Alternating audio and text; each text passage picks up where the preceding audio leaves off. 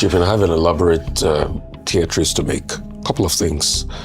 Number one, I think it's going to be the beginning of more troubles for the NDC because the litigations will begin. The litigations as regards even the registration of the NDC. Yeah. People that have not gone to court, they will go to court. Well, there's already one attempt by... To go to court, I know. So it will begin. Because you see, as Nigerians, the idea here is not Obi not being on the ballot. That's the problem. So all the forces will do everything to ensure Obi doesn't get on the ballot. I do a lot of political mapping, and I know people that do political mapping. The ADC, APC, all the political parties have done political mapping. The only person that can give President Tinubu some push in this election is Obi. The first strategy is to ensure Obi doesn't get on the ballot. The crisis in the ADC was just because of that. Secondly, the point of Obi is always pivoting to other political parties. Let us go back to what history says. Exactly what happened in PDP, why Obi pivoted, that's what exactly happened in the ADC. Atiku was not willing to ensure that the rotation convention comes to pass. Atiku was not supposed to run in the 2020 election after he had run in the last term of the northern part election in 2019. And that was why the likes of Wiki went up in arms. And that's why sometimes, even if I blame Wiki for not being a party man, he had some justifications in his actions.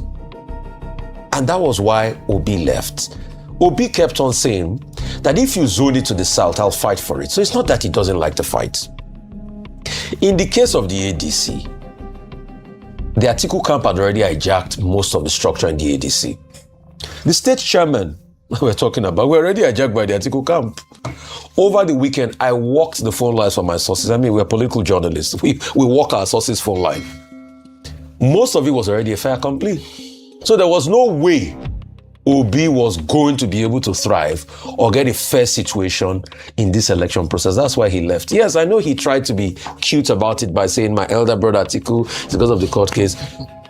Peter, Gregory, Obi, you and I know that it is not because of the court case that you left. It is because you were already boxed into a corner. You can write a statement to deny what I said. It's your prerogative. And you know you were already boxed into a corner. And because agreements were not listened to. Part of what I heard was discussed in the Ibadan consensus by one of my sources, I might be wrong, was that there was a conversation about the ADC candidate coming from the south.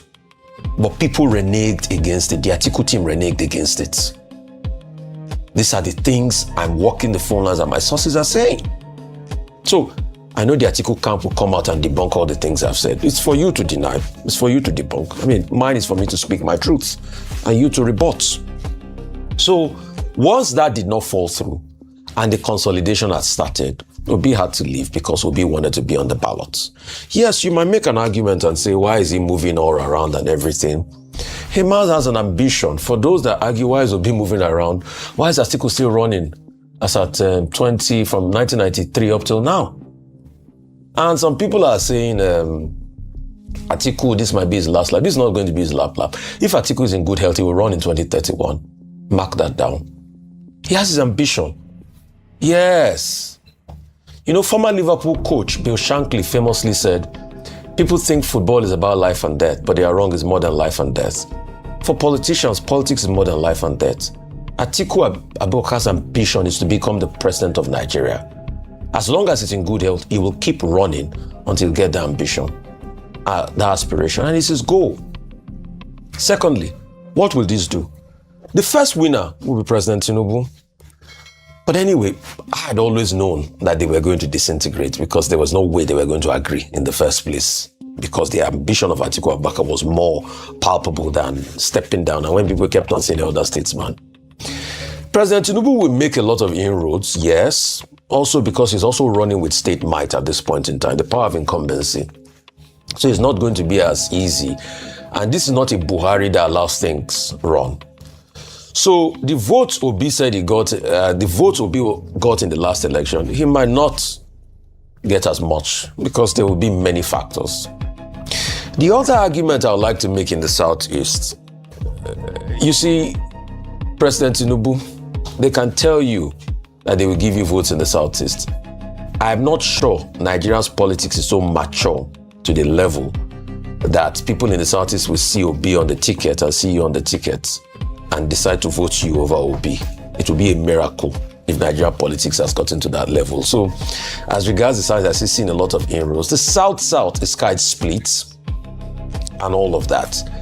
But I think what will herald these elections even more that we should be careful about are the things about the electoral laws that have made it pretty much to rig. So it's going to be an election that, correct me if I'm wrong, and I pray I'm wrong on this, there might be a lot of rigging across board. President Tinubu will retain most of his southwestern states and it will be even split. But with this that they've been able to do, I think they just opened the door for a President Tinubu second term, easier than ever, which is a sad reality of things as we speak today because they can't come together. But let me even posit it further by arguing that if they were even together in the first place, would they have been able to beat an incumbent that knows how to use power? No, let's stop being delusional. I mean, Dr. Abati, let me punch you this morning. President Tinubu no be Jonathan.